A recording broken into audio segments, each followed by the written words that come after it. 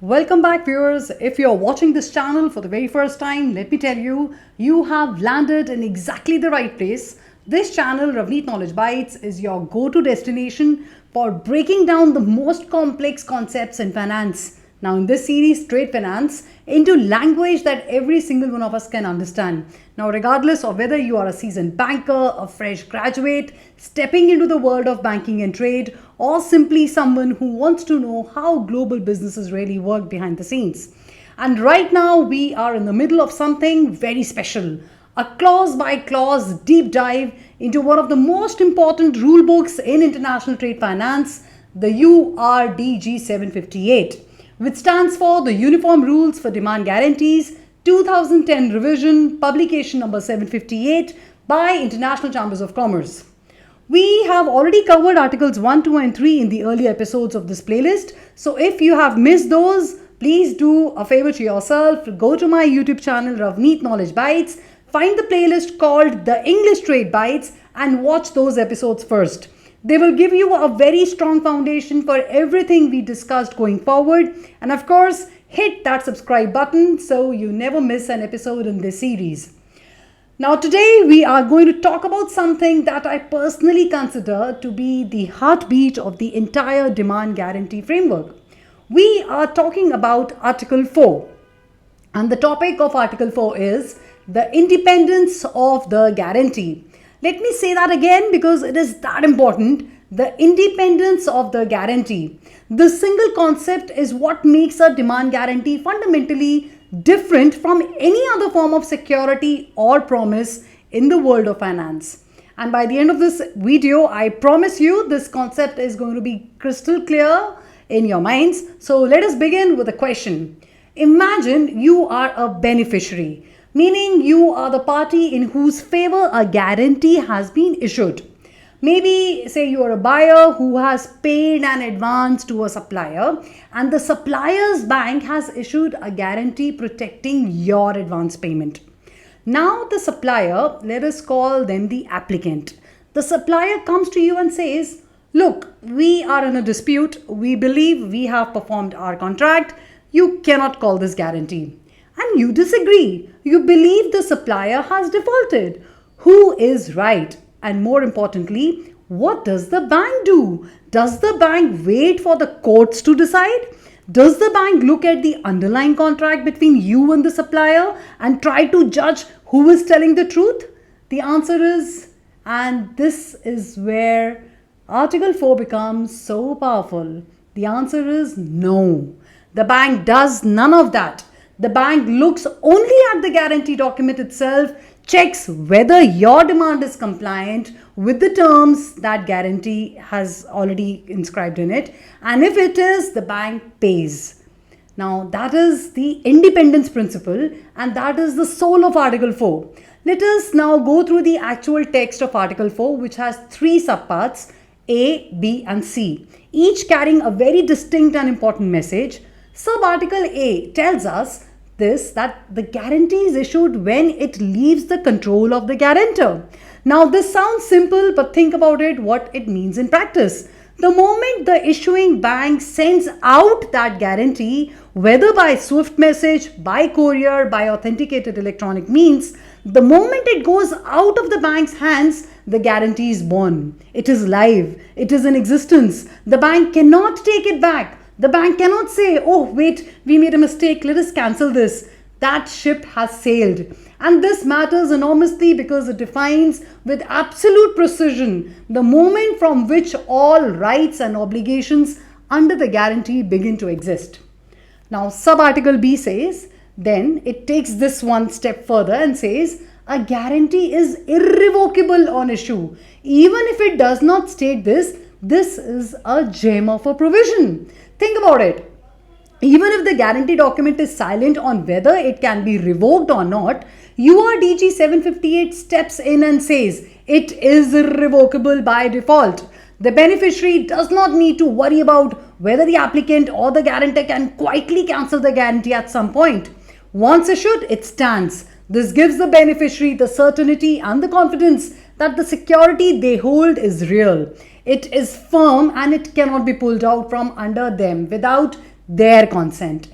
And sub-article C completes the picture by telling us the beneficiary may present a demand from the time of issue of the guarantee or such later time or event as the guarantee may provide. So the guarantee becomes callable, meaning the beneficiary can make a demand right from the moment it is issued, unless the guarantee itself specifies that a demand can only be made after a certain date or after a certain triggering event. This gives enormous flexibility for structuring guarantees around the specific commercial milestones of any transaction. Now, let me bring all of this to life with a simple real world example that any one of us can really relate to. Imagine a construction company, let us call them Build Right, based in India. They have won a contract to build a large industrial facility for a buyer in Germany. Now, let us call them German Tech. German Tech is nervous. They are paying a significant advance to Build Tech to get the project started, and they want security. So they asked Build Tech to arrange a bank guarantee from the Build Right's bank, say Axis Bank, in favor of German Tech. Now Axis Bank issues an advance payment guarantee for say $1 million in favor of German Tech. The moment Axis Bank sends that guarantee out by SWIFT, by courier, whichever method, Article 4A kicks in. The guarantee is issued. It is live. Now, 6 months into the project, Build Right and German Tech fall into a serious dispute. Build Right claims they have done everything right. German Tech believes Build Right has failed to meet key milestones and has defaulted. German Tech sends a compliant written demand to Axis Bank under the guarantee stating that Build Right has failed to perform the demanding payment of the guaranteed amount. Now here is the critical question. Can Axis Bank say, wait, let us first figure out who is right between Build Right and German Tech? Can Axis Bank look at the construction contract, examine the project reports, review the correspondence between the two parties and then decide? Absolutely not. Article 4, read alongside the broader independence principle embedded in URDG 758, makes it clear that Axis Bank's obligation is independent of the underlying contract. Axis Bank deals with documents, not with facts on the ground. If German Tech's demand is compliant with the terms of the guarantee, if it presents the right documents, makes the right statements within the right time, Axis Bank must pay. And that is exactly what gives German Tech the confidence to do business with a counterparty on the other side of the world in the first place. Without this independence, a demand guarantee would be no better than a legal promise, which you would have, then enforced through courts, which could take years. With this independence, it is as good as cash.